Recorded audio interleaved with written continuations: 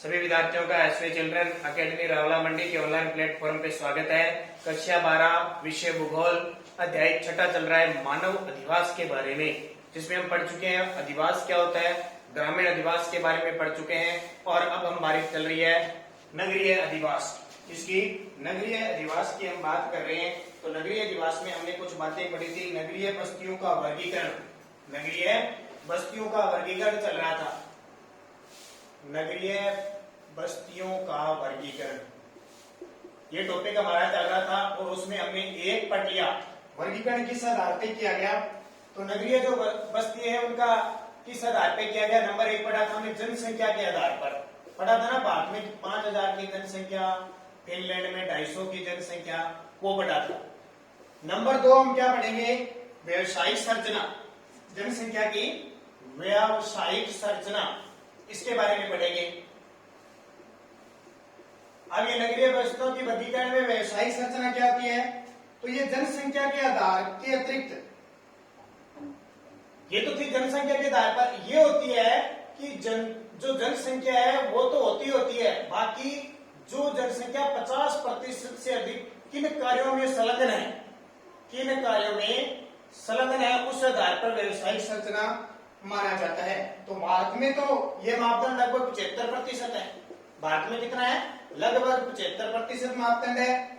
ठीक है, तो यहाँ पर जो प्रमुख आर्थिक गतिविधियां होती है वो 75% नगरों में होती है। जैसे दिल्ली में 50% होती है, इस प्रकार। तो व्यवसायिक संरचना वो होती है कि नगर में कितने प्रतिशत लोग कार्यों में संलग्न है, कितने प्रतिशत लोग कार्य कर रहे हैं। जैसे भारत में 75% लोग आर्थिक क्षेत्र की जितनी भी गतिविधियां करते हैं वो कहां करते हैं, नगरों में करते हैं। तीसरा होती है प्रशासन। तीसरा टॉपिक कौन सा है, वर्गीकरण में आता है प्रशासन। तो कुछ देशों में प्रशासन अलग अलग बंटा होता है। जैसे हमारे भारत में नगर पालिका होती है, नगर पालिका, फिर होते हैं नगर परिषद,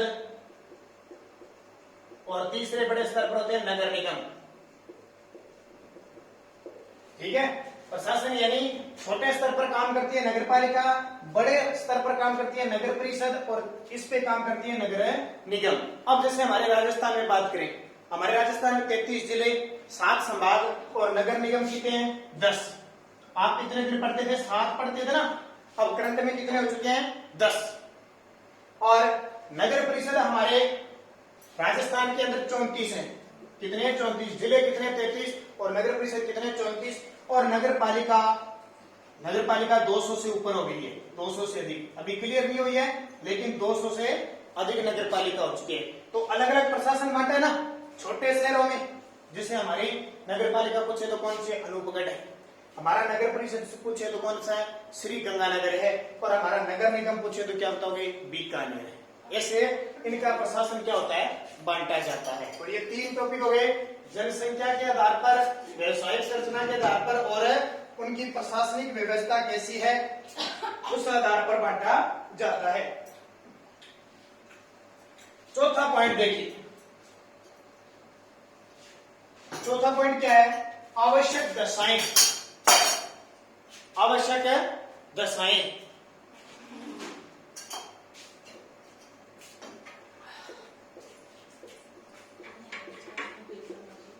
आवश्यक दशाएं देखो तो आवश्यक दशाओं का मतलब कोई नगरीय बस्ती है।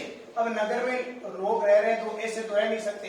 अगर नगर की बस्ती है तो हर किसी को कार्य करने के लिए मिलना चाहिए, तभी वो खाएंगे, तभी वो आर्थिक क्रिया करेंगे। तो आर्थिक दशाएं होती है, अलग अलग क्षेत्रों में अलग अलग काम किया जाता है उनके पास। जैसे व्यापार करने के लिए मान लो उद्योग होने चाहिए, उद्योगों के लिए अच्छी व्यवस्था होनी चाहिए। व्यापार करने के लिए समुद्री पतन होना चाहिए ताकि वहां पे व्यापार किया जा सके। सेना नगरों से भिन्न होनी चाहिए, इस प्रकार की सारी व्यवस्था होनी चाहिए। ठीक है, ये तो 4 बस्तियों के हो गए आपके वर्गीकरण। अब आती है बात नगरीय अधिवास के प्रकार। नगरीय अधिवास के प्रकार कौन कौन से, वो पढ़ेंगे। जैसे नगर, महानगर और संनगर, नाम सुने क्या आपने, नगर, महानगर, संनगर, मेट्रोपॉलिटन, ये शायद नाम बहुत कम सुने होंगे आपने। तो आज मैं आपको बताता हूं नगर के कितनी श्रेणी होती है, कौन कौन से प्रकार है नगर के। तो देखिए, सबसे पहले आता है नगर, जिसको नगर निवास कहते हैं। नगर, ये नगर कौन सा है? कौन सा नगर? 1 लाख से अधिक, 1 लाख से अधिक, 1 लाख से अधिक जनसंख्या होगी वो नगर हो गया।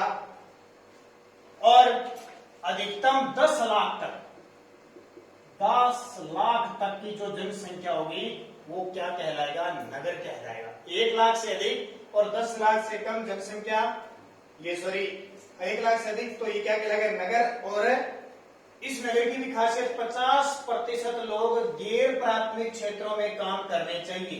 गैर प्राथमिक क्षेत्रों में काम का मतलब होता है कि 50% लोग हैं वो व्यवसाय में जुड़े होने चाहिए, व्यापार में जुड़े होने चाहिए, कोई कर्मचारी वर्ग होना चाहिए, जैसे वित्त, क्रिकेट, ये सारे व्यवसाय होना चाहिए। कहने का मतलब कृषि न करता हो, पशुपालन न करता हो और छोटे मोटे काम न करता हो, 50% से ज्यादा होने चाहिए, वो नगर की श्रेणी में आता है। ध्यान रखना। जैसे हमारे राजस्थान में उदाहरण दें तो राजस्थान में बीकानेर, राजस्थान में एक उदाहरण है, बीकानेर नगर है, नगर निगम है ना, नगर निगम है। ध्यान रखना, हमारे 7 नगर निगम है। हमारे राजस्थान में कितने नगर निगम है? 7, ये सॉरी 10 हैं। अब देखो, आज तक आपने कितने पढ़े हैं? 7। कौन कौन से पढ़े हैं? जयपुर, जोधपुर, कोटा, उदयपुर, बीकानेर, अजमेर, कितने पढ़े ना? अब मैं 10 बता रहा हूं आपको, वो कहां से है? तो एक जयपुर में और बन गया, तो जयपुर में कितने हो गए? 2, जोधपुर में 1, ये कोटा में भी, ये जोधपुर में 2 कर दिए, कोटा में 1, उदयपुर में 1, बीकानेर में 1, अजमेर में 1 और कोटा में 2। कितने हो गए? 2, 4, 6, 7, 8, 9, ये अरे 6, 7 हो रहेगा भरतपुर। ठीक है, तो कितने? 1, 2, 3, 4, तो 6, तो 8, 2, 10 नगर है निगम हो। अब देखो, ये नगर की बात समझ में आ गई। बीकानेर, जयपुर, जोधपुर, कोटा, ये सारे नगरों की श्रेणी में आता है। अब देखो, 2 नंबर होता है महानगर। कौन सा? महानगर दूसरा होता है। और इसकी खासियत क्या हो जाएगी? महानगर, इसकी खासियत होगी 10 लाख से अधिक, 10 लाख से अधिक। ठीक है, जहां जनसंख्या निवास करेगी उसे क्या कहेंगे? महानगर कहा जाता है। और यहाँ बड़े बड़े औद्योगिक केंद्र होने चाहिए, बड़े बड़े औद्योगिक, व्यापारिक, प्रशासनिक, ठीक है, और शैक्षिक गतिविधियां होनी चाहिए, यानी बड़े बड़े कॉलेज स्तर के होने चाहिए, महानगर में होते हैं। जैसे भारत का जयपुर, अब नगर से क्या बन गए? बड़े हैं तो जोधपुर, जयपुर, जोधपुर, कोटा, और इन्हें मेट्रो सिटी भी कहते हैं। इन्हें क्या कहते हैं? मेट्रो सिटी भी कहा जाता है। तो 10 लाख से अधिक जनसंख्या, जहां औद्योगिक, व्यापारिक, प्रशासनिक, शैक्षिक, जैसे हमारी शिक्षा नगरी किसको कहते हैं? कोटा को। औद्योगिक नगरी किसको कहते हैं? जयपुर को। ठीक है, और इसे मेट्रो सिटी भी कहा जाता है। वो किस श्रेणी में आता है? महानगर की श्रेणी में आता है। अब देखिए तीसरा, तीसरा कौन सा आ जाता है? तो तीसरे को कहते हैं सन्नगर। तीसरा कौन सा आ गया? सन्नगर। अब ये सन्नगर कौन सा होता है? तो सन्नगर आप ध्यान रखना, इसकी तो तुलना नहीं की जा सकती, जनसंख्या बहुत ज्यादा, यानी विकसित नगरीय व्यवस्था, विकसित नगरीय व्यवस्था, बहुत सारे जनसंख्या, अंदाजा ही नहीं है इनकी, 50 लाख 60 लाख करोड़ के आसपास हो जाएगी। ठीक है, जैसे लंदन, टोक्यो, शिकागो, बड़े बड़े देश, शिकागो अमेरिका में है, टोक्यो जापान में है, लंदन है इंग्लैंड के लिए। बड़े बड़े देश हैं। और भारत में भी जैसे ग्वालियर, दिल्ली, गुड़गांव, दिल्ली नोएडा, ठीक है, आपस में जुड़े हुए हैं। कभी दाना अपन नोएडा दिल्ली जाओगे, गुड़गांव जाओगे, या एक ही जगह मेट्रो चलती है, इकट्ठे ही देश है। तो ये किसमें आते हैं? सन नगर में। और चौथा आता है वृहत नगर। चौथा कौन सा आता है? वृहत नगर। इसे अंग्रेजी में मेगालोपोलिस कहते हैं। मेगालोपोलिस, मेगालोपोलिस कहा जाता है अंग्रेजी में किसको? वृहत नगर को। इसका अर्थ होता है विशाल नगर। इसका अर्थ क्या होता है? विशाल नगर होता है। ये सन 1800, इसका प्रयोग सबसे पहले, इस शब्द का प्रयोग 1857 में जीन गोटमैन ने किया था। किसने? जी गोटमैन ने किया था। ये अत्यंत बड़े शहर होते हैं जिनकी संख्या 50 लाख से अधिक होती है। इसकी वृहत नगर की। जैसे लंदन भी इसमें वापस आ जाएगा क्योंकि दोनों श्रेणी में आता है। टोक्यो भी आ जाएगा, पेरिस भी आ जाएगा, न्यूयॉर्क भी आ जाएगा, मॉस्को भी आ जाएगा, और बीजिंग भी आ जाएगा। बीजिंग, कलकत्ता, मुंबई, नई दिल्ली, चेन्नई, इतने आ जाए।